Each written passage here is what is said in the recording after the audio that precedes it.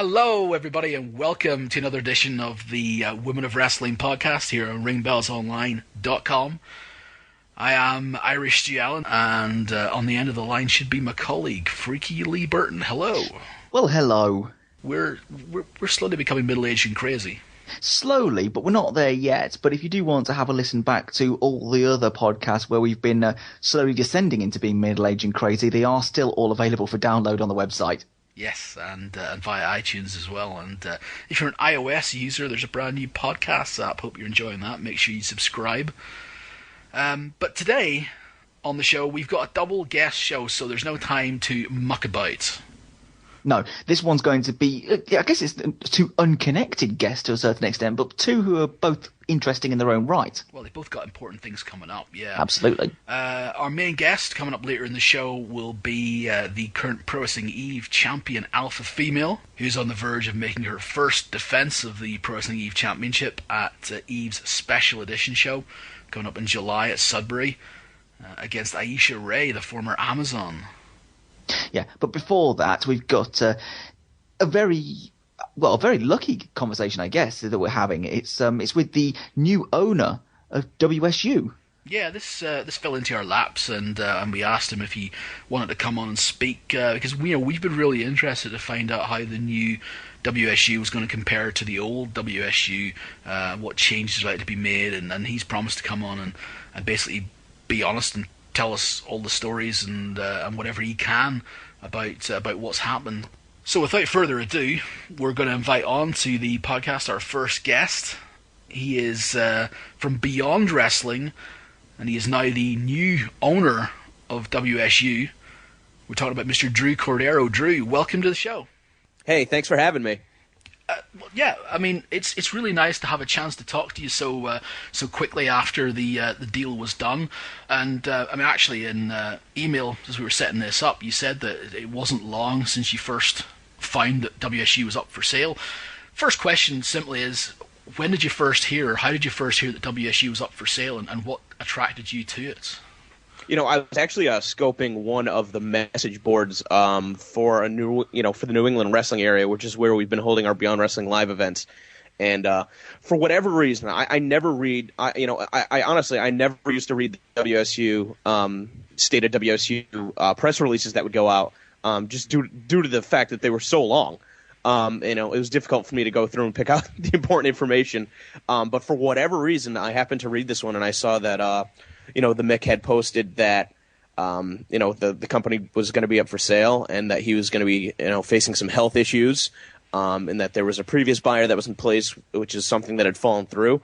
And one of my colleagues, John Harder, who does the Hardway podcast, he's somebody that is also a manager in Beyond Wrestling, and he also does commentary for WSU. So I hit him up about it, and we sort of went back and forth. But I mean, as of today, I guess today marks the fourth week that we had even known about it. It was something that had come about actually the day after Memorial Day weekend, which I was actually with Nick Talent Memorial Day weekend, or Nick Santos, the co-owner of WSU, and it was nothing that we even discussed at that point. So it actually came up after that. So, I mean, did you know then who the previous buyer was? Had you any idea? Yeah, I found out through the grapevine. Yeah. I'm not sure if that's information that Sean wants released. I mean, that's something that we can discuss privately. Do you guys know? Is it public? No, it's not public, certainly, no. Okay, but do you guys know? I can't say that I do. Okay, we can talk about it later then. But no, it's fine. I just want to say you came in as the sort of the follow up to after the original buyer had dropped out, and I mean, how did the deal come about? Did it come together quickly, or was it difficult? Yeah, I mean, it came together extremely quickly, and I mean, there's still things that we're still working out with Sean on board until July 16th.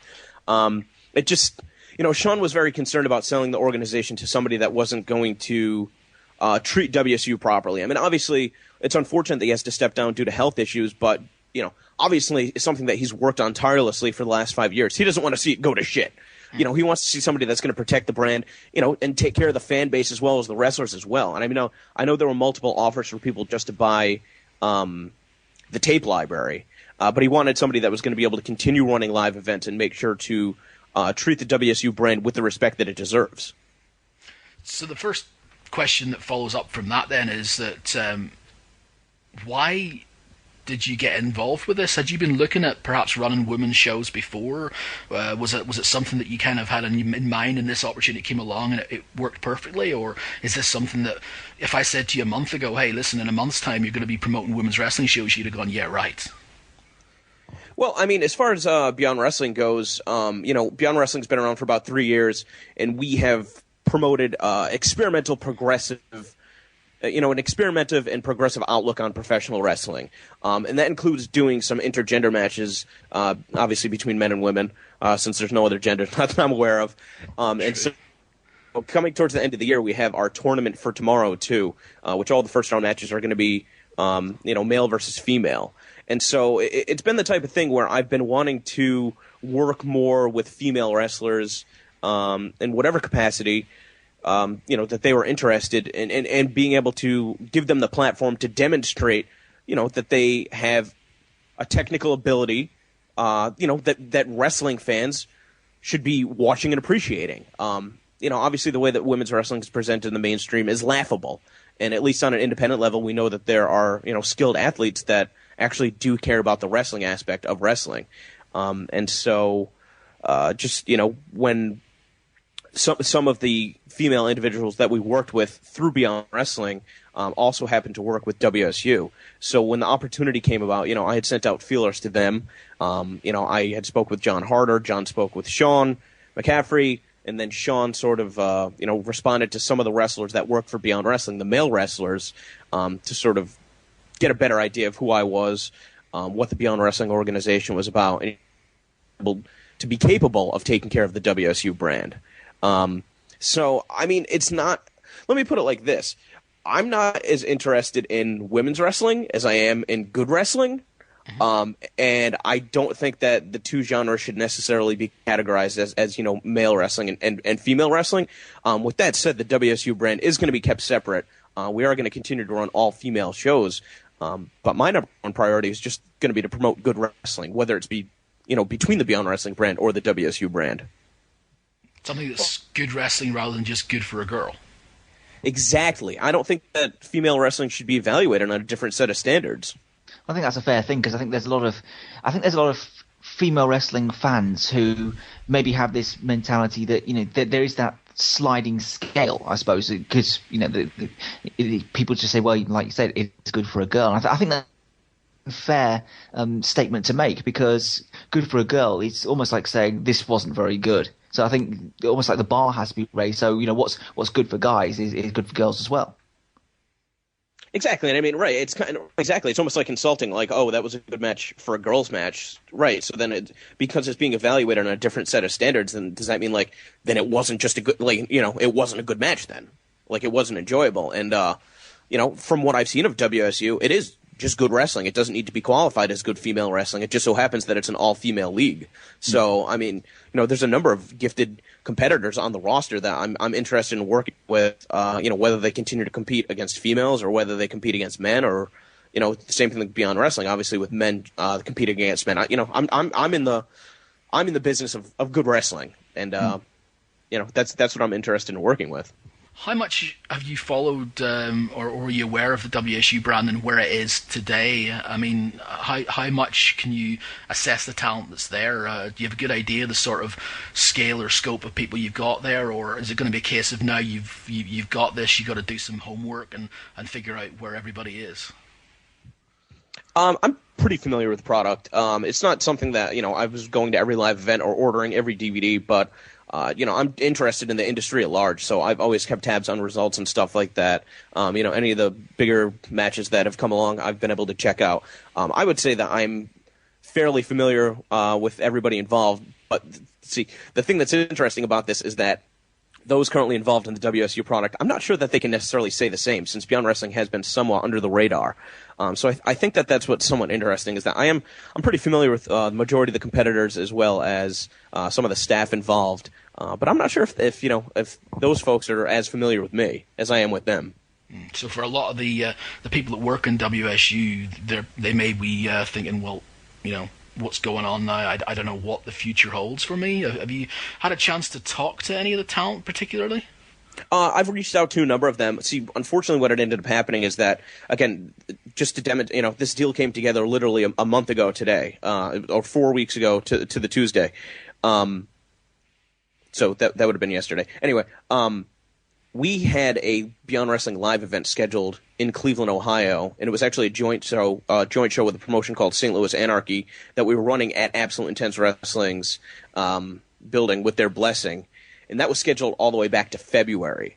This deal came about a month ago. And so because we were at the Beyond Wrestling event on June 16th, unfortunately I was unable to attend the Uncensored Rumble event in Long Island for WSU, be able to meet all the staff and crew and stuff like that. But just, again, because of how last minute everything came about. But I don't want to give the impression that because things are last minute that we're necessarily unprepared. Pretty much for the entire 3 weeks leading up to when all the paperwork was signed, it was pretty much we were working on it nonstop to make sure that everything was going to be in place in time. So what have you actually bought for your money then? As far as, what have you got? What was in the contract? As far as like all the physical properties and stuff like that, I mean, obviously tape library, all online access and so on. Right, exactly. Like all the social media, the websites, the domains, access to all the distributors, which I was actually even unaware when the deal was originally discussed that there was international distribution deals in place. And obviously, even with that said, we're looking to continue to expand the distribution, look into some different formats going forward as well. Well, here's a potentially difficult question, so I'm going to phrase this hopefully in a way that I'm not being in any way disrespectful or anything like that. But I don't know how much you've purchased the trademarks and the distribution and the intellectual property and so on. But I mean, did you need to do that if you wanted to run, especially in an independent level? If you wanted to run women's wrestling shows, you could have just done it under, I guess, Beyond Wrestling or Beyond Women's Wrestling's name, and save the actual, having to buy another promotion idea. Was that essential? Did you really need all that stuff to run? Well, I mean, I guess when you put it like that, it's sort of what it boils down to is what we've purchased is a brand and a built-in fan base as a result of that. Which is why I probably sound like a broken record at this point. It's why I want to ensure that we're not going to be making changes. We're going to be making improvements. Because if we were going to be making drastic changes, like you said, we could just have started up our own professional wrestling female organization. But there is a definite value to the WSU brand. There's a very loyal fan base, and we want to make sure to treat them as well as the wrestlers, properly going forward. We want to treat them with the respect that they deserve. So, I mean, what it boils down to is, it's less about some of the physical properties that we've obtained through the deal and more about just the brand in general of WSU, which is, a very strong brand, again, that we're looking to improve going forward. Well, you mentioned the fans there, and like you said about you would have liked to have been at the Uncensored Rumble, but circumstances meant that you couldn't. I guess you got the issue of the wrestlers and the staff who were involved in WSU, who you're going to have to talk to and try and work things out with them and sort things out on an administrative level. But then there's also the fans issue as well. Is there a possibility that they could be maybe inquisitive or maybe scared of the unknown, perhaps? It's like you said, you're not making drastic changes, but I guess they're always thinking, yeah, that's what they say. But once it gets down to brass tacks, they will start making big changes, and I might not necessarily like that. I don't think it's unreasonable that the fans are concerned, especially because, again, up until this point, until we actually have proof, have evidence that we're not going to be making changes, that we're going to be making improvements, and until we announce another show date, until we start putting out DVDs with improved production value, until we start, until the new website is up. Obviously, again, it's all talking points, but again, based on how quickly the deal came together, obviously we weren't necessarily prepared to launch with some of these things, but it's something in the upcoming months that should quell some of these fears. But I don't think it's unreasonable. But at the same time, if fans do have any questions, I want to make sure to open up a direct line of communication with them. Back and forth today, I had a good Twitter exchange with a gentleman that had questions about sort of how the brand was going to be presented going forward, how the shows were going to be presented and stuff like that. And it actually turned into a pretty good discussion with a few other fans jumping in. So that's something that I certainly encourage. If anybody wants to get a hold of me directly, they can email me at beyondwrestling@gmail.com for the time being until we take over all of the properties on July 16th. And, if anybody has any questions or concern, that's why I'm doing the show today, is to try and address any of these so that way we'll be excited. I don't want them to be concerned. You talked about the things you want. There's going to be sort of little changes and stuff, and there's things you've established as far as improvements are concerned. Is there anything that jumps at you and says the things that need to be done ASAP? These are the things which I think aren't working as well and need to be changed very quickly. Yeah, I think the number one priority is bringing the website, updating it, relaunching it, and making sure that it's more accessible for what the fans would want, and to make it easier to navigate. And on top of that, also making sure to update the store. Honestly, when I first, when the deal first came together and I was visiting the website, I was having difficulty navigating it. I'm not a stupid guy, so I think that that's something that needs to be improved. That way, that the information that the fans want, they can get to easier. I think that the production, that seems to be the most common complaint that I've seen from the fans, is the way that some of the shows are shot. I've gone through the DVDs. It's not like the previous shows are unwatchable by any means. But with our working relationship with Smart Mark Video, I hope going forward that we're going to be able to present all of the shows in high definition, as well as making sure that the presentation is as professional as possible. And with that will also come expanded distribution, not only on DVD and iPay-per-view, but also the very popular MP4 downloads, as well as the video-on-demand streams, which make the product even more accessible to a worldwide audience. I'd say right there are the number one two concerns that we hope to address. Those are things that we already do with Beyond Wrestling. So in an instant, to me, it's almost like some of these some of these improvements that need to be made are somewhat low-hanging fruit. And once we see how the product, is being received by the fans at that point, I think it'll be a better indication of what else we can do to make improvements to make the fan experience even that much more, enjoyable. You mentioned Smart Mark Video there, and actually that's something I was really interested to want to talk to you about. I've used their downloadable MP4 things. I've got some of the recent AIW shows from that, and Chikara as well, and I sort of figured that might be a way you were going.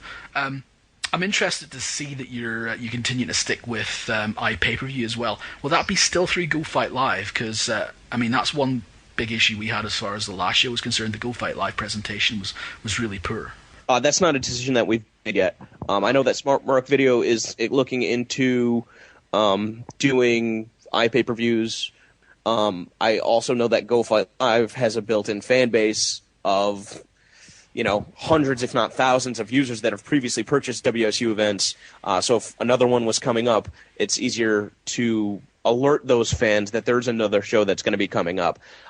We, through Beyond Wrestling, worked briefly with Go Fight Live. I have no complaints about the experience, but obviously we have a stronger relationship with Smart Mark Video.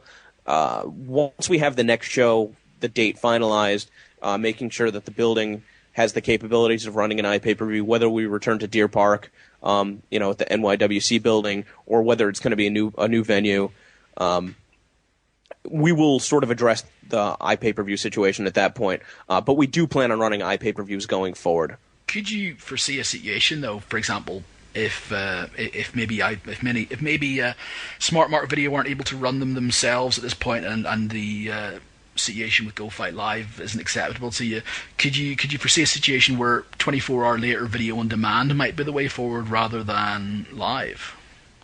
Absolutely. Obviously, we plan on going and releasing at least 2011 and 2012 shows on Smart Mark Video in those formats, and depending on how those do, we'll sort of determine how much of a priority it is for us to be able to get those shows with the 24-hour turnaround time. Obviously, Chikara have been able to receive that special treatment because they're the number one seller on Smart Mark Video. So in order for that option to be available going forward, there needs to be the interest. That's an option that I would definitely love to pursue. I think that that's incredible that it's even an option to have a fully edited show with all the kinks worked out within less than 24 hours.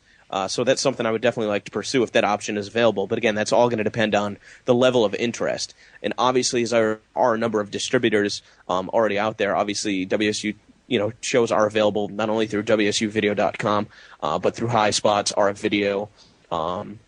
Matches are available on ClickWrestle. So, and the iPay-per-view streams are also available on Go Fight Live. So it's just going to be a matter of making sure that these new formats are, there's enough interest in specifically these new formats to justify that type of turnaround time.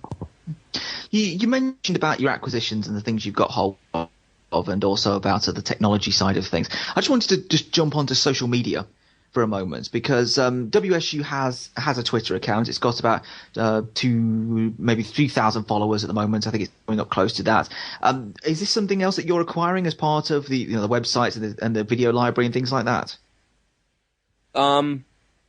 We need to work out the details for that. The agreement that we had with Sean is that he was going to be able to keep that account. Because, if you go and read some of the tweets, it is more of a personal account. Not all of the topics discussed are WSU related, and a lot of the people that follow him don't necessarily have an interest in the WSU product. So we need to finalize the way that we're going to be handling that. But I would expect a Twitter relaunch, hopefully with the same handle. But if not, the existing Twitter account is going to be pushing that fan base towards the new Twitter account, which will be focused primarily just on the WSU product, trying to get feedback from fans, and doing the best that we can to try and highlight the wrestlers and any affiliated, links that we might be putting out. The statement that was read out by John Harder on the iPay-per-view mentioned, I think the actual quote was, "You're going to promise more live events than ever before in new markets throughout the northeastern United States." Sounds great, sounds very interesting, sounds something to be excited about. Question I have for you is, for a relatively young company in Beyond Wrestling who, don't run an awful lot of shows per year, have you got the infrastructure to support this? Yeah, absolutely. As far and that's something that, even though Beyond Wrestling has only been running live events for the last year, we have been an organization that's been running for close to 3 years, and I would say our biggest attribute is our network. A lot of the relationships that we have with different organizations, much in the same way that you'll see that Chikara has been running all around, North America. Even being able to hold multiple events in Canada this year, it's so important to be able to have partners, and I do think that whatever the workload that we cannot handle ourselves internally, we do have a number of partners throughout the Northeast, and that's certainly an option that I would like to explore, is trying to run more live events in more areas to reach a bigger fan base. I'm sure there's plenty of fans that would love to attend a WSU event live, but is it realistic that they're going to be able to travel 6-8 hours? Or I know that there are some fans that fly across the world to come to these events, and that's awesome. That kind of support goes so far. That validates all of the hard work that goes into the product, but it's not realistic that every fan is going to have the means to dedicate themselves that much. So I would like to try and expand to run in more places through the Northeast, and I think that our current partnerships with different organizations would allow us to successfully do so, even if we don't necessarily have the manpower internally. So with that said, is there any sort of places on your maybe ideal shopping list of areas, cities, buildings that you'd like to run? I'm afraid to comment on that, because I had, I guess the day of the show, somebody had made mention that perhaps we were going to be partnering up with another promoter in the Massachusetts area that had previously run women's live events, and that had received a lot of negative feedback. And that's not necessarily the case. That's not the case at all as far as partnering up with him to run women's shows. It's just coincidental that right now we both operate our live events in the same building. So I'm currently in the process of trying to find different places, not only to run Beyond Wrestling live events, but also WSU live events. And if the option is available, perhaps running a doubleheader, perhaps running back-to-back, WSU on one day, Beyond on the other. So there's a number of options that we're looking to explore. I hate to bring up anything until it comes to fruition, because I hate to get anybody's hopes up. But we are. Let's just say that we have been working tirelessly. We've been working nonstop to try and secure as many buildings as we can, to try and announce as many dates as we can when the time comes. Okay. Well, as far as as far as sort of the nuts and bolts of how it's all going to work, then that's great. I mean, you've been very forthcoming with how that's going to work. Let's try and turn our attention now a little bit, perhaps towards the creative side of things. And I suppose one of the first questions I'm gonna ask you is, will the new WSU creatively feel similar to the old WSU? Yes, absolutely. Sean, and we've met with Sean extensively. Again, John is more familiar with the actual creative process. John Harder is more, familiar with the actual creative process, and that's something that he's going to be more hands-on with. But again, we've met extensively with Sean McCaffrey to see sort of what he had lined up. Looking to the past to sort of predict the future in that sort of context. And that's one of the biggest compliments that I see about the WSU brand is the execution of the majority of their storylines and how that separates them from some of the other all-female promotions that focus pretty much just on the in-ring competition. It's something that we certainly continue planning on emphasizing going forward.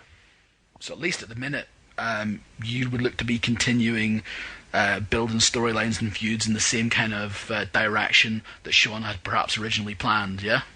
Yes, and it's not going to be the type of situation where there's going to be a reboot, you know what I mean? Where it's everybody's going to get straight. Yeah. Oh, no, we're not, absolutely not. We're not going to, because again, there's already, thousands of people that are invested in the current product. If we were to just, change everything, like you said, why wouldn't we just start a new promotion entirely and try and work with some of the same wrestlers, especially, if had we not taken over the WSU brand, would it even still exist at this point? That's a question that I can't answer with absolute certainty, but one would imagine that those same competitors would be looking for work in other organizations. So it's not like we wouldn't have had access to the same talent if we decided to do that. But again, there's a built-in fan base, there's a history, and that's something that we plan on honoring. Speaking of talent, sorry, Stu, just saying, speaking of talent, you've got the roster of WSU right there, and like you said, you've had women on Beyond Wrestling shows as well. You've had Hatred, you've had Addie Starr, you've had Vader Scott.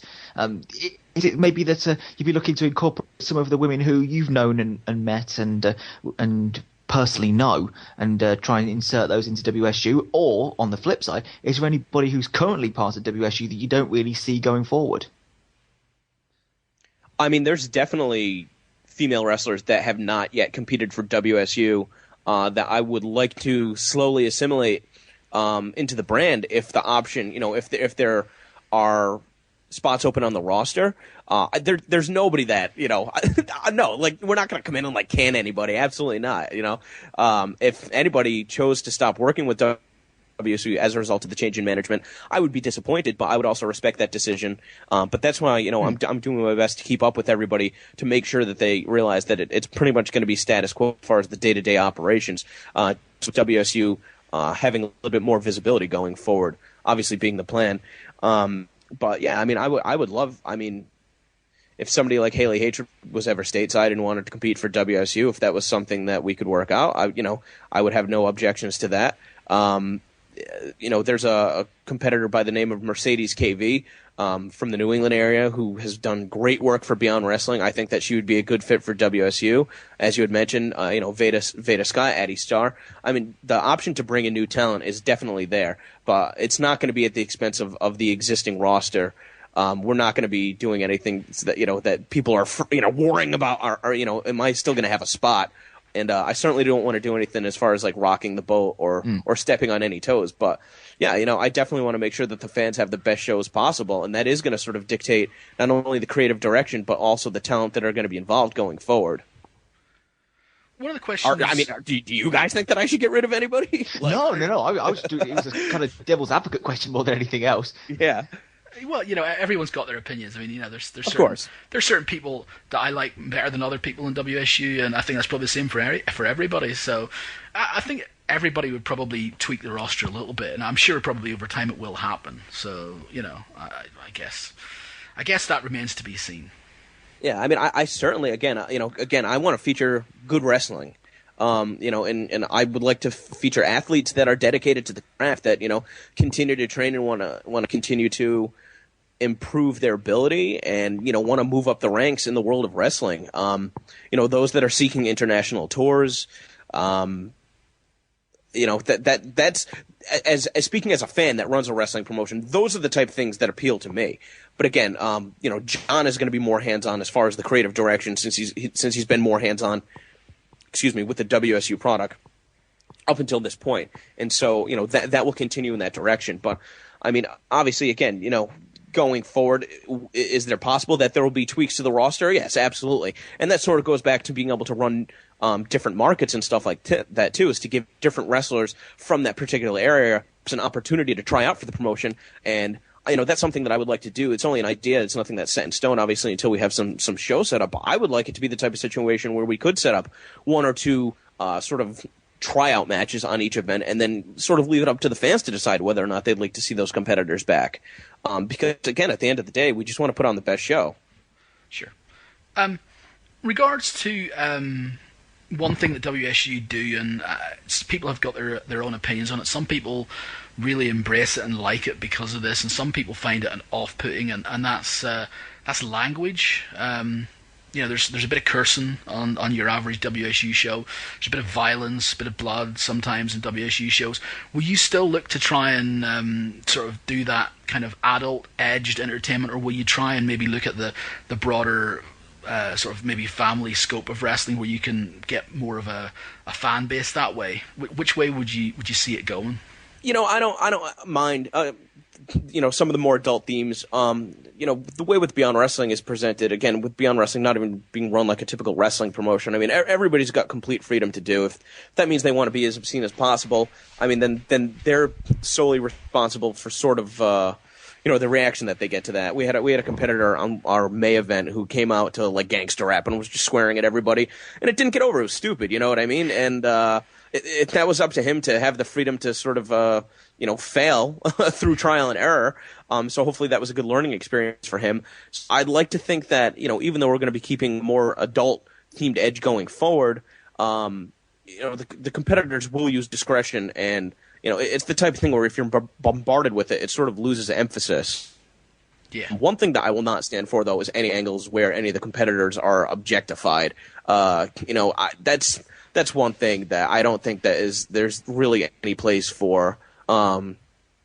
Using the C word or anything like that. I mean, I know it's not like there's strict rules that have been set in place, but I don't necessarily think that that's a direction that it needs to go on. Again, I want to make sure that the competitors are treated with as much respect, regardless of whether they're male or female. What about the relationship going forward with NCW Femme Fatale up in Montreal? That was something that was sorted out fairly recently, and from what I understand, I think that relationship will be going forward. Is that correct? Yep, everything's status quo with that going forward. I've already, mailed on that front. Cool. So we should continue to see a bit of talent transfer between the two promotions.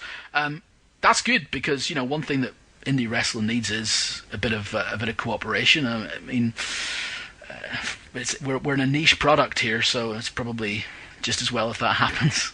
Yeah, I mean, you're preaching to the choir in that sense. I mean, like I said, I've Beyond Wrestling, one of my main goals is to try and set up as many positive working relationships as possible. Again, for working relationships to be effective, they need to be mutually beneficial. And of course, there's been instances where we maybe have gotten the short end of the stick, but it's still something that's worth pursuing because, again, the more places that different wrestlers can compete at, the more places they're going to be able to learn from, the better it's going to be for them long term. So, as many partnerships as that we can set up, whether it's with male organizations or female organizations. And, that's the thing that's really interesting about sort of the WSU acquisition is because, again, we represent both a male brand and a female brand. But the male brand, has dabbled in the mixing of the two, and that's not something that's really ever happened before. And so, we hope to use some of those male partnerships to be able to highlight the female competitors, whether it is, some of those on the road, showcase matches where Jessica Havoc would be defending her title in organizations that are primarily comprised of men, or whatever the case may be. You know what I mean? There's so many different options that we have available that that's almost the most overwhelming part is like what to decide that we have to do and sort of limit ourselves in terms of options in order to make these decisions. That's the toughest challenge that we face so far. I guess there's a possibility then we might see Josh Thor on a WSU show. It's something like that could happen. It's not out of the realm of possibility. Great, that works for me. I mean, that is something that I would like to work towards, is having continuity between the two organizations, especially for the competitors that appear in both. Is it going to be the type of situation where we start putting men's matches on the WSU card? No, probably. I don't mean to make an incorrect assessment, but I feel like the WSU fans would be less receptive to having male matches on the WSU card than the Beyond Wrestling fans would be to having female matches on the Beyond Wrestling card. But I think that's more just a general statement as far as like how wrestling has been presented over the last 50 years and just what's been come to expect of it. I mean, there's usually not a lot of male matches on the female cards, although credit AIW with the fact that when they do their Girls Night Out shows, they usually do have the guys matches are in the pre-show spots. And I mean, that's not something that we would necessarily rule out going forward, but it's not something we made a decision on either. I'm just getting the impression from what you're saying as far as your relationships and stuff is concerned, is that Beyond Wrestling seems to be the wrestling promotion that everybody seems to get along with. Yeah, for the most part, honestly. And again, it's more so, again, because, running private shows, the ones that are close to the public, we're not really competing with anybody. All of our footage goes online for and as a result, sort of like the wrestlers that maybe other promotions want to feature, now there's content out there where the fans can get more familiar with their work. And as a result, now when this person is featured for a live event for this other promotion, oh, I saw that guy at Beyond Wrestling. He's awesome. I didn't have the chance to go see him live for Beyond Wrestling. I'm going to go see him, when he's competing for Chikara or for CCW or for Dragon USA, whatever the case may be. And, it's not easy to maintain all of these relationships because there might be conflicts amongst some of the organizations that we're friendly with. But to me, it's something that we need to strive to work towards. And I want that to remain the same with WSU now and thrown in the mix. Let's clear. Let's sort of finish it all up now. Let's draw a line under this, and let's let you do the pitch then for fans who've been following WSU, or even for those who perhaps just watch the odd WSU match here and there, something particularly appeals to them. Sell people on the new WSU and give us the down low from what you can as to when the next show's going to be and what people can expect. The new WSU is the same as the old WSU. However, it is going to be improved in terms of accessibility. It's going to be a much cleaner presentation. We hope to provide a more interactive online experience going forward, just as we have done with Beyond Wrestling. And I just want to make sure that we're putting on the best possible shows featuring the best female competitors in the country, if not the world. We hope to have an announcement for our return date as far as a live event coming forward, if not by the end of this week, by the end of next week. Again, I don't want to make any announcements until anything is set in stone, because that has a tendency to backfire. I'm very superstitious when it comes to that, by the way. So very, very rarely will we make announcements unless something is confirmed. And then, of course, something else to look forward to that is concrete would be the tournament for tomorrow, which will be a joint production between Beyond Wrestling and WSU sometime in November. But again, just in the meantime, we're just working on making sure that we got all of our ducks in a row so that we can come back and just knock everybody's socks off. I know that the new website is being worked on. I want to make sure that it's not going to be the type of thing where we launch with any pages that are under construction. I want the website to be good to go. We're definitely looking into, again, added distribution to make the product more accessible, not only for fans stateside, but also for a worldwide audience. And we're just going to make sure to continue to provide the best wrestling action that we can. And again, with the focus being on some of the more adult content and some of these storylines, I want to make sure it's as progressive as possible and as entertaining as can be. I think it's probably fair to say that you've talked the talk very well. So it's now a case of walking the walk. I'd like to wish you the absolute best of luck. We've been very much impressed by the way you present it yourself and at WSU going forward. So we're going to be really, really excited to see what's coming up, and we'll certainly cover it on the website. Drew, thanks once again for a great little interview there. Well, thanks, Stu, for giving me the opportunity. And again, if any fans have any questions and want to contact me directly about anything that I could address, just send an email to beyondwrestling@gmail.com for the time being. And I mean, maybe it's the type of thing that we could set up through Ring Bells where maybe we could do a question and answer session with the fans, where maybe if the fans can submit questions to you guys, since I would imagine that the fans listening probably have a better line of communication with you than they do with me. Maybe they can send these questions to you, and it's the type of thing that I can respond to either in another audio interview or even just a written interview to try and address some of these concerns. Because again, I want people to be excited going forward, not concerned. This did come about rather quickly. But it's going to be for the best for WSU going forward. Again, Sean was very careful as to who he ended up selling the organization to, and it means a lot to me that some of the people that he spoke to spoke highly enough of me that he felt like I would do an adequate job. And I don't want to just do an adequate job. I want to kill it. You know what I mean? I want to really take this thing to the next level because I see so much potential, and it's just little improvements that need to be made are going to make the world a difference. I promise you that. Well, thanks to Drew for taking time out to speak to us. So we're going to take a brief musical interlude, and then we'll be back with the Pro Wrestling Eve champion, Alpha Female. And we are back with our guest at this time, the Pro Wrestling Eve champion, Alpha Female. Alpha, first of all, welcome to the show, and thanks for giving us some of your time today. Hi, wrestling fans, Alpha fans. And yeah, I'm really glad to have this audio interview, and I hope you enjoy it. Well, first off, I guess the first thing we need to say is welcome to England, because you've moved here recently. Oh yeah, I moved to London. I finally made it. I mean, I thought a long time about it, and yeah, no, I did it. I live in London now, and yeah, I pretty like it. It's cool, and it's opened up a lot of shows for me, a lot of opportunities, and yeah, I have all my wrestling fans around me and my friends, so it's pretty cool. Yeah, I like it. It was a good decision, I think. What prompted the move? I mean, why did you decide to move? What was it that there was in England that there was not in Germany? In Germany, the wrestling scene is really small, and the people, like the fans and just the people all around Germany, they don't like wrestling. So it was really hard. Even the UK promoters, they want to have me on the show, but they can't afford the flight, or they just don't want to pay for it. And then I just thought it would make better to go to England. I mean, the British scene is really, really big here. And yeah, I have more bookings like every weekend almost. I didn't have that in Germany. So yeah, I think that was the main decision. I mean, I live wrestling, it's my passion. I eat it, I sleep it, I breathe it. So everything I do is just for wrestling. So I leave all my family, my friends in Germany. Of course, I miss them, but I think it was a good decision, yeah. How long have you wanted to come over to Britain? Because you said that you wanted to come for a while, so how long has this been a plan? I was last year, I think, it was in November. I was in Nottingham, and then there was the school from Styx, the House of Pain school, and I thought about it would be a really good idea to go there. So yeah, and then in April I had this match at Britfest, and there was this guy who was talking to me, and he said he would sponsor me if I'm coming to London. And yeah, that was the thing that I said, okay, now I have to do it. Yeah, and yeah, that's it. Well, we're glad to have you here.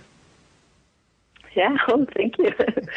Are you settled in now then? Because I know that when you move to a new place, it can be quite difficult to make yourself feel comfortable. So, are you comfortable now? I mean, it was really a culture shock when I come over here. I mean, I don't want to say anything bad because I was traveling around the world, so I know there's a lot of different things than in Germany. In Germany, we're really clean, like all the streets and everywhere. You just can't see any trash or something, and the people, they're really nice. They're smiling all day. So it was really different. No, it's real. If you, say hello to someone because you just, pass by, he say hello back, and he don't think you're weird or something. But if you're here in London, then people think you're crazy if you try to talk to them, or if you want to ask for a way, they're like, oh, my God, what she's want from me? Oh, my God, like this, It's really weird. And then I stayed here with a friend before I get my own place, and he had a flatmate. He didn't know anything about him. I mean, he stayed with him for ages, but he don't know him. So how can it be that they don't talk to each other? So yeah, that's pretty sad, isn't it? So yeah, I get used to it, and yeah. Let the people think I'm crazy. I will still walk in the road smiling and try to talk to people. So yeah, that's just me. Well, welcome to England. Yeah. As someone who lives just outside London and works in London most days, I can totally agree with you. I don't know if you've ever had the opportunity yet to travel much on the Underground, but you just can't talk to anyone there. If you try to talk to someone there, you just get a dirty, dirty look. Yeah, totally. And there was this guy who was talking to me, and he speaks German, and I was like really excited. So we changed numbers, and then I told my friend, I said, "Hey, look, I have a new friend." And he said, "Where did you meet him?" In the underground. "Oh no, don't call him. You're crazy. You can't speak to people like this." And yeah, it was really funny. Yeah, it's culture shock. She is absolutely right. But while you're here, that one of the first big things that you're going to be doing wrestling wise, now that you're settled in and everything, comes in about two and a half weeks' time. Pro Wrestling Eve Special Edition show in Sudbury. You're going to be defending the Eve Championship for the first time against the wrestler formerly known as Amazon, Aisha Ray. How do you feel about this match? I mean, first of all, when I've settled in here, it's not the first big thing. I had 2 days later, when I arrived here in London, I had this Wrestling Talk TV stuff. That was pretty big, and I really loved to be there. I was just a security there, but big times will come, and we have like future project for Wrestling Talk TV. So yeah, but the next big step is Pro Wrestling Eve, you're right. And yeah, I will fight against Amazon, or Aisha Ray, what her name is. She's a big challenge, and yeah, I wonder why she get this title shot. I thought about I would fight against Nikki Storm, because I'm really looking forward to kick her ass. She's a really big mouth girl. So yeah, but that has to wait a while, and next time it's Amazon, yeah. Well, I'm looking forward because, you know, she's like a little bit equal. She's same size, and she's a pretty big girl. So it will be a tough match, and I will show the people what I can do actually in the ring, like hard-hitting style we saw at the matches Jenny Stewart. People were really impressed, but maybe this will be a higher level, you know what I mean? So yeah, you can look forward. I'm training hard for this match, and yeah, I'm ready. As now that you're the Eve champion, what does that mean to you? What does it mean to be the champion of Pro Wrestling Eve? It's a lot of pressure, I have to say. I mean, I always wanted this title. I mean, if I start something, I really want to be the best in it. And when I started at the Pro Wrestling Eve, you know, I saw this title and I was like, I want to have this goddamn title, and I'm doing everything to just achieve this goal. And now I am the title, and I have the title, and yeah, it means a lot to me. I mean, I'm representing the federation, and I have to be the best, you know, and so I work out harder. I'm going every day to the gym and just be the best, and, you know, like giving autographs, giving interviews, like people are asking me all the time, so it's a lot of hard work now. Yeah, but I love it. This is what I want to do, you know. When you first started in Pro Wrestling Eve, a lot of your matches were short matches. They were matches to squash your opponents, to emphasize you and give you a big monster push. And more recently now, you started to have longer matches, more competitive matches. How are you finding that now? There's more expected of you in main events than there would have been before. Yeah, I mean, I always wanted to have longer matches. I mean, like, we have still just 5 or 10 minute matches. It's still too short for me. I wish we have, like, the boys, like, 30-minute matches. I had that before with April Hunter, and I loved it. You know, for me, wrestling is like a performance. It's like kind of art. You have, like, the baby face and the heel, the good versus the bad. And I love to tell the people's story. I love to entertain these people, so I'm really happy that I have longer matches than these 5-minute things.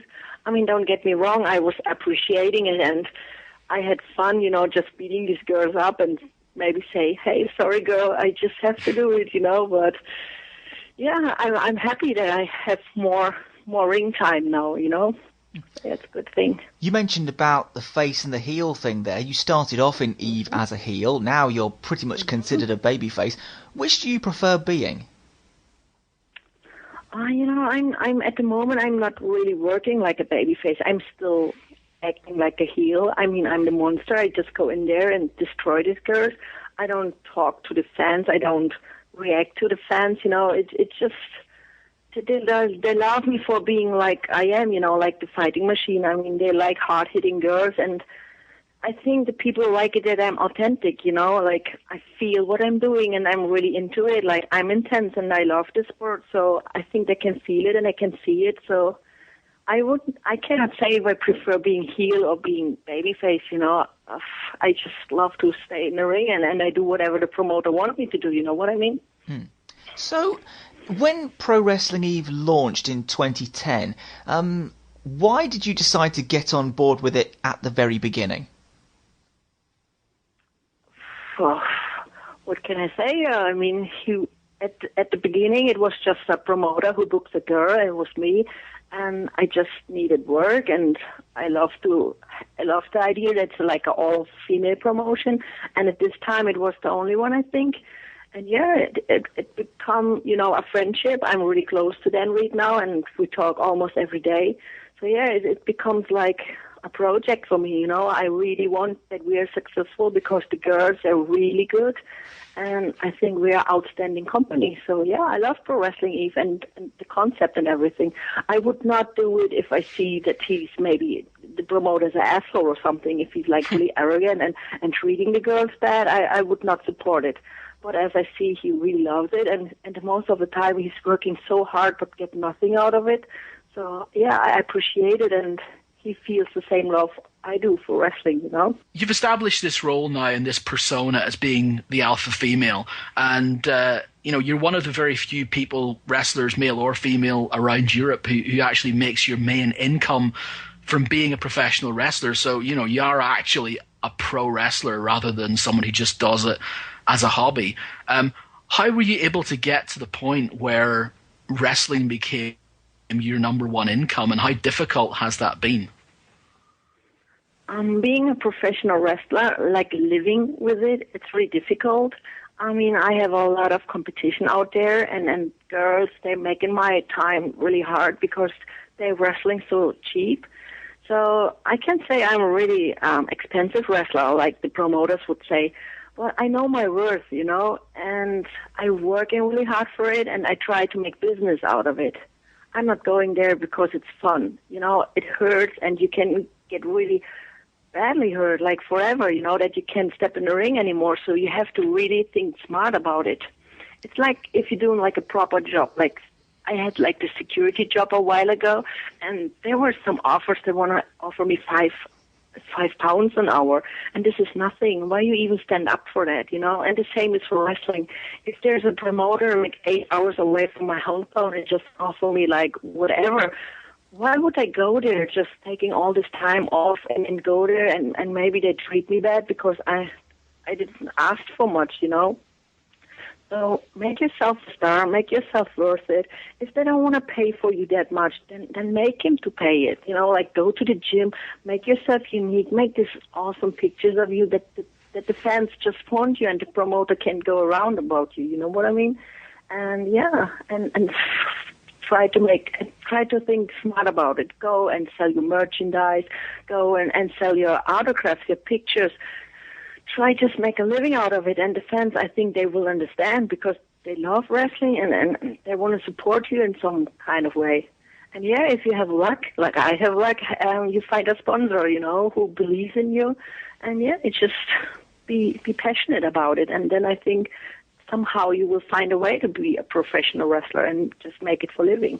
Well, you mentioned... That was my answer. That was a good answer. You mentioned the sponsor there. This is something which you said was you were able to do to get over here as well. And we sort of met him as well when we all met up for the Glow documentary earlier on in June. Tell us a bit about that. Tell us a bit about this sponsorship.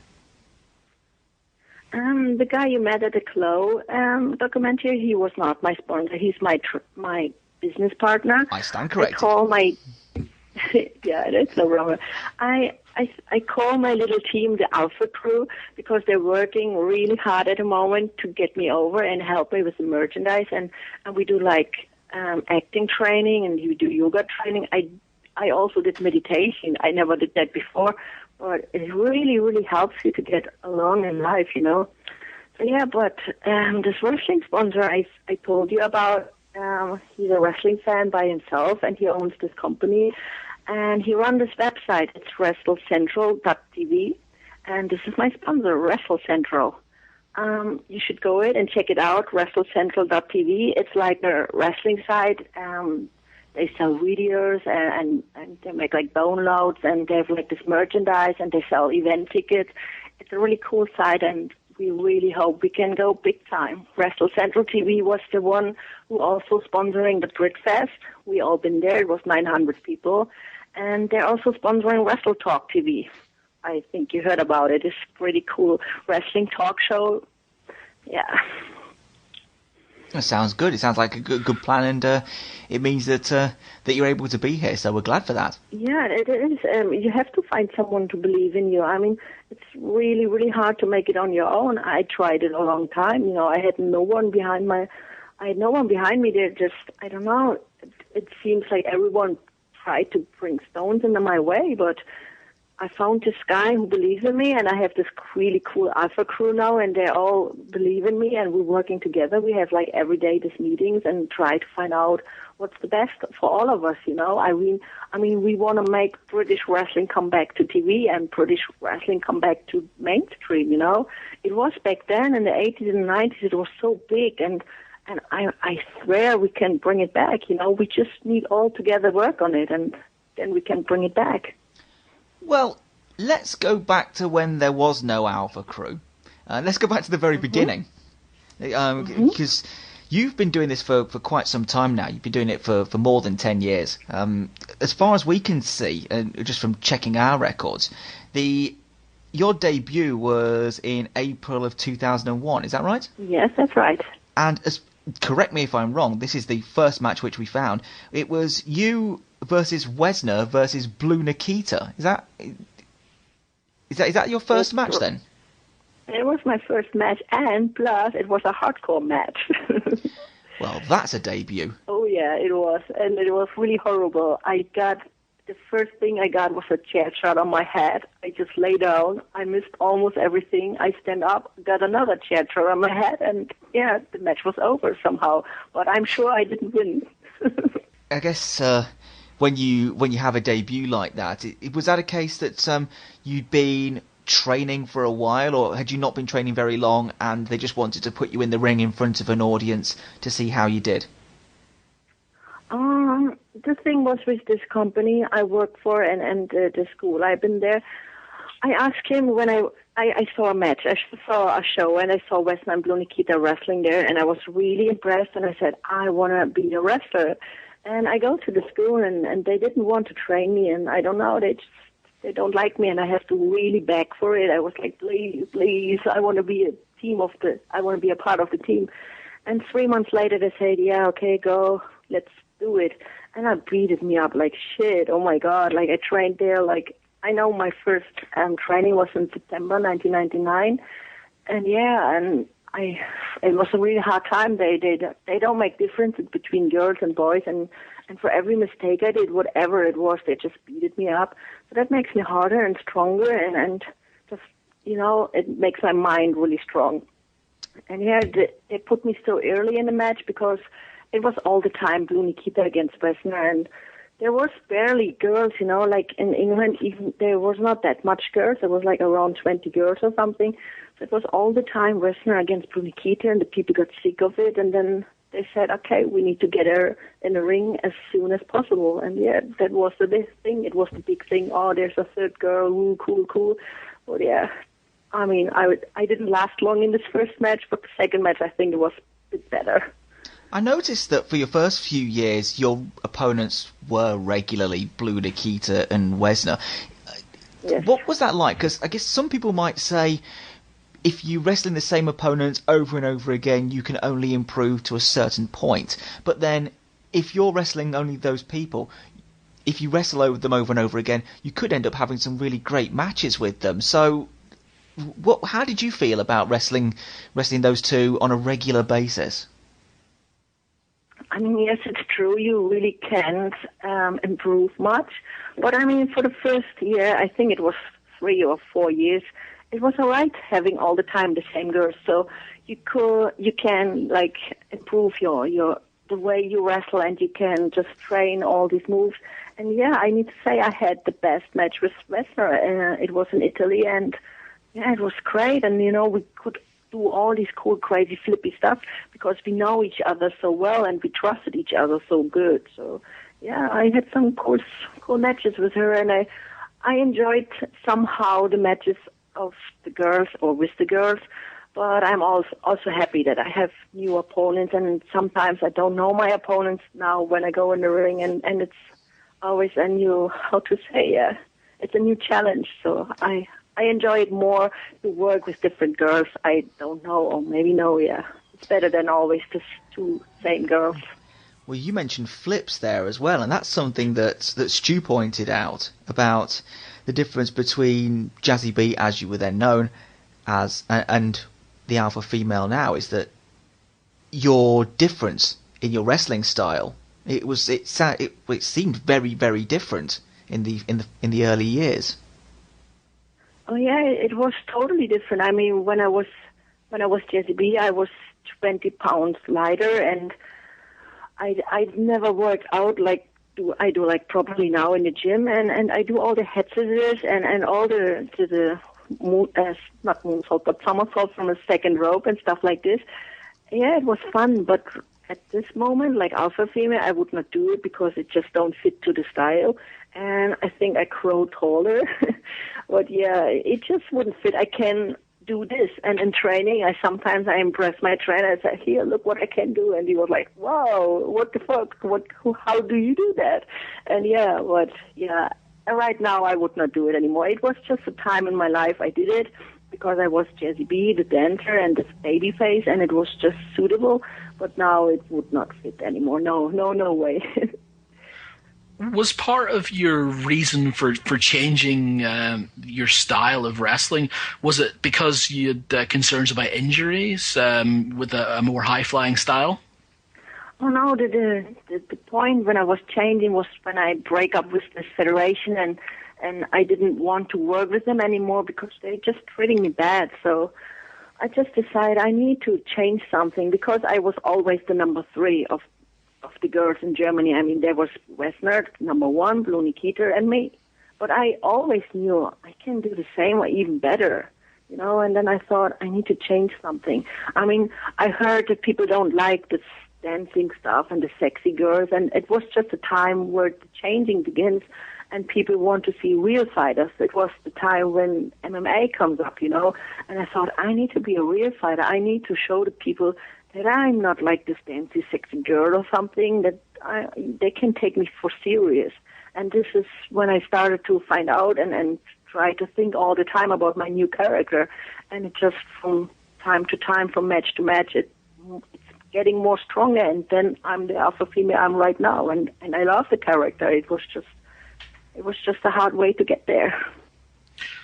Let me ask you about something I noticed on an old interview that you'd done, and I don't actually know what happened, so maybe you can tell us and fill us in. But you had a tour quite early in your career of Africa that you said went badly and you didn't enjoy it. What happened in Africa? What was the problem? I don't know. I mean, it was just a team, I think, and I mean, it was like all politics, and I was with a team. They don't like me and they don't appreciate me and they didn't believe in me.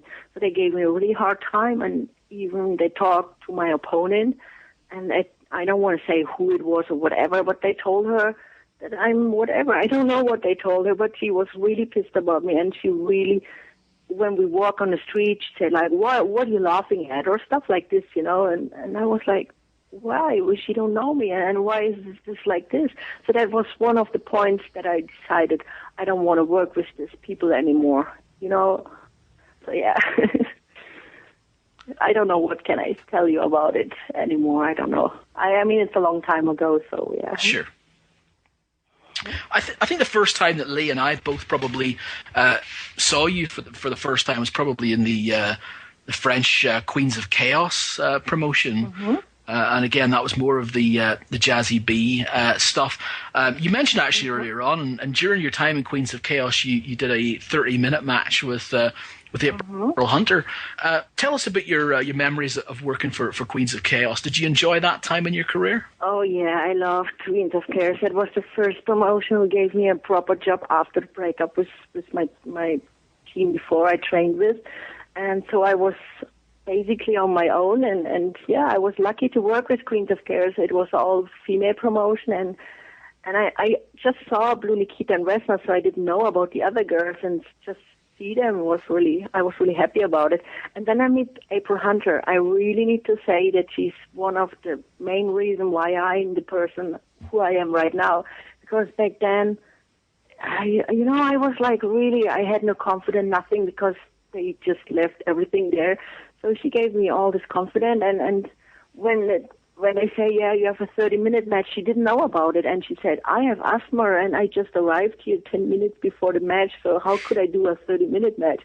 And I getting nervous. I was like, whoa, she has asthma and I don't know her, so what can we do? And yeah, but somehow it was a good connection and we became really close friends. I'm talking with her on Facebook all the time and updated her and she updated me.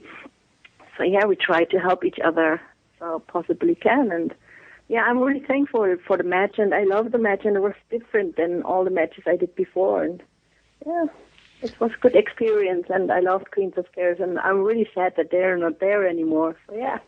Was it nice as well to be in a promotion which was all women? Because, like you said, I guess with when you're wrestling Wesner or Blue Nikita, or you're involved all in the match altogether, you're a women's match on a show that's mostly men, whereas with Queens of Chaos, it's all women. So I guess you all have the same idea and you all have the same ideals, really.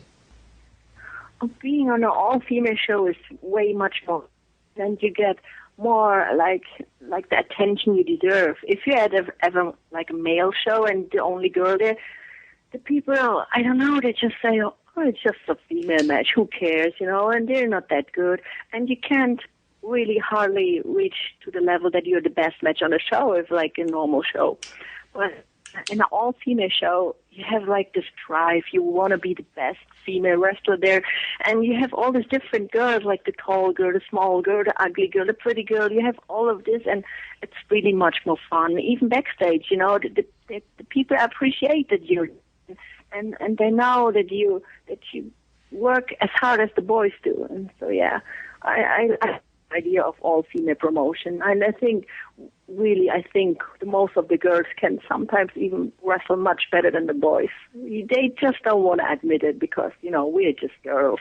But we are not. We're really tough chicks. I'd like to ask you about the alpha female brand, so to speak. You talked earlier on about how you treat yourself as a business and how you take it seriously like that. And obviously you've created the alpha female character, the look to appeal to promoters, to make yourself someone who is an essential part of a show. You've also crossed over a little bit as well into mainstream media. I know you did some TV appearances in Germany.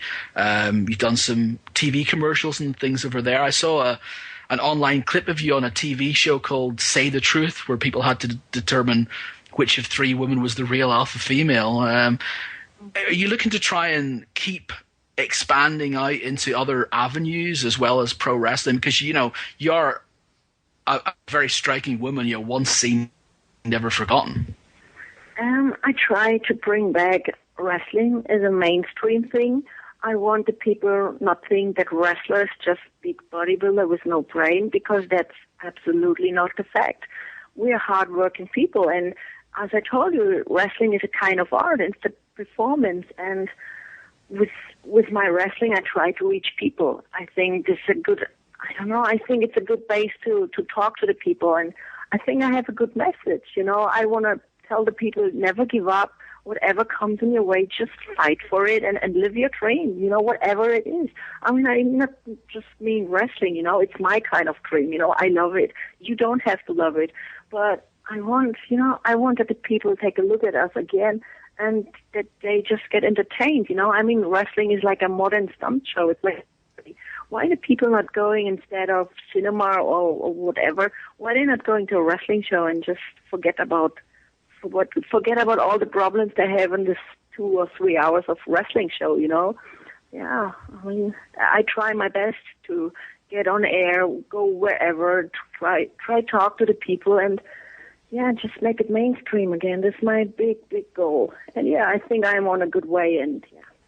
So we talked a bit about your dream there, and a lot of wrestlers have their dreams about what they want to do and their goals. And something that we hear on a regular basis is people want to get to the big time and get to WWE. And so I understand you had a WWE tryout. Is that correct? Yeah, the rumor is right. I had a tryout, and it's not that long ago. It was last year in November, and it went well. I had really a lot of fun there backstage. I meet all these people and all the wrestlers, and I did my performance in the ring. I had a really good match with Shanna. She was there too. And the second day, I had a match with the other girls. It was 2 days. And we did like promo and stuff like this. And yeah, it went well. And I had a lot of fun with some wrestlers backstage, made a few contacts. So yeah, let's see what future brings. I mean, at the moment, I'm really happy. I mean, I have this Wrestle Central TV sponsor, and at the moment, I don't think about moving. I mean, I just moved to London. So yeah, I'm really happy with the situation I'm here right now, and I have big plans. And maybe if they call me, you know, you never know. You know, maybe you see me in a few years in WWE. You never know. Well, you don't want to move again. Open. You don't want to move again. You've just unpacked. I would do whatever is necessary for living my dream, really. And if it means to go to whatever India, I would go there. So yeah, whatever. Go in the ring and perform for the people, whatever it is, I will do it. I tell you what, I just had a thought. You would look fantastic in Japan. Yeah, this is a big dream about me too. Yeah, and we had this Pro Wrestling Eve against Ice Ribbon Girls, and it was, oh my God, I love these girls, like the character and everything, like they're backstage, like being really thankful and being polite. Amazing. And this girl came over to me and she said, "You're a big star." So yeah, maybe they book me one day in Japan. It would be awesome. I mean, I try. Well, you beat Hikaru Shida at EV Ice Ribbon, and that match was also shown on the then 19 Pro internet show. So I think a lot more people in Japan know about you now. Yeah, we've been also in this Japanese magazine. So yeah, I think it's just a money problem at the moment. I mean, they had all these big things like the hurricane and the earthquake and whatever it was there. So I just think it's a matter of time till I'm there. So it is a goal, and I really want to go there. And if the opportunity is there, I will be there. So yeah, it's just time. So you talk about the goals that you have, and that's cool. I'll be interested to know of your career so far. Have you got a career highlight? Is there one moment so far that you hold up as being your favorite moment as a wrestler? Oh yeah, I have this one moment, and I love to think about it. And maybe you would think, oh my God, winning the title or something. But no, it was not. It's a quite funny story. There was this wrestler in France, and he came up to me all the time, like every time when I've been there, and I was pretty often there, believe me. And he came all the time up, "Oh, my daughter, she's a big fan of you, and can we make pictures?" And it was like he's just coming up to flirt with me or just hang out with me, so I didn't take it serious, you know. I don't blame him for the flirting, by the way. Yeah. And next time he came over again, I said, "Hey, my daughter, she's a big fan." And I just thought, oh yeah, just don't talk to me, come on, just say you, whatever. And then again, he came over, I saw, good that you're here. My daughter is here too. Is it possible that she can see you? And I said, of course. And his daughter, she was like 6 years old, and she opened the door. It was like 5 meters away. This little girl stand in this big door, and she just looked at me, and she said, "Oh, for female." And she ran to me and hugged my leg and started to cry. That was the best moment in my whole life, even though I get like, oh my God. And it was just, I was touching her heart, and she had like pictures all over her bed and everything. And then I had my show, and it was like 1,000 people. They all booing me because and there was this little girl, she stepped in front of all of them and just cheering for me, "Alpha!" And it was so cute. And yeah, I think this was the best moment in my whole life, I think, yeah. Oh, that's a lovely story. That's really sweet. It is, and I love it. And I love telling it. that shows that I'm doing the right thing, you know. Well, you got a chance to touch some more people's lives. Coming up next month then at the Delphi Club. Just go back to that again. Pro Wrestling Eve Special Edition coming up on July 14th. It's going to be Alpha Female defending the Pro Wrestling Eve Championship against Aisha Ray. But apart from that, now that you're here in the UK and you've got these new contacts and you're starting to get your feet underneath you, is there anywhere else that you're looking to work in the UK? Are there any other promotions that you've got your eye on that you'd like to try and get some bookings with? I mean, UK Women's Wrestling already contacted me. It's an all-female wrestling too. So I will be there the day after Eve. I'm looking really forward to do this. But my really personal thing is, I don't know why, and maybe I would be disappointed or not, I will see. I love Lucha Britannia. They're based here in London, and I'm really looking forward if they book me and if I can perform there. I don't know, but it's just, they look so different to all of us, like all the promotion we have right now, and with the mask and the fire and everything, it just looks so cool, and I really hope I can be a part of it. Yeah. Well, Lucha Britannia has one of the guest matches on the special edition show, so who knows? Yeah, who knows? Actually, there's one more thing that I wanted to ask about Pro Wrestling Eve, because after the July 14th show, there's already been a show that's been announced for November the 10th. Now, you mentioned how you were looking forward to wrestling Nikki Storm, and Nikki Storm is wrestling Kat Waters on the show, on the July 14th show.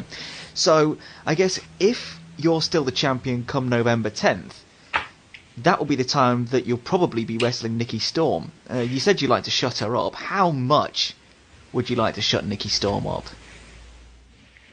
Oh, I can't tell you. I mean, she's really a pain in the ass, and it's not just, that she beated me. I mean, there were a lot of interruptions in my match, and she just, that's like a black thing on my white big career thing, and it's really annoying, and that's really a reason why I want to stop her, and just all the talking she's doing, all the interruption, the matches, and she tries to be everywhere, and it's so annoying. So I want to really try to stop her. I mean, I don't try, I just do it. I mean, look at her. I mean, she would try to cheat, but maybe we can have like a special match, like a gauntlet match or something, or a no rules match. I will definitely ask Dan Reed for it, but there's just no way she can cheat. So yeah. Well, there you go. Seems that you've got your plans all laid out. Well, and we'll certainly look forward to covering them on the site and hopefully attending them in person as much as we can. Thank you once again for giving us so much of your time this evening, and good luck coming up against Aisha, special edition, and thanks very much again for speaking to us. Yeah, thank you, Ringdorf team, and thank you, Alpha fans, and thank you, wrestling fans, for listening to it, and I hope you enjoy it, and hopefully see you down the road somewhere at a wrestling show, and I really hope you support us, and you can go on my Facebook, Alpha Female, and just like it, share it, and spread some words out that I'm the best female European wrestler. And with that, thanks to you all for listening. We'll be back with another podcast or two or more coming next month.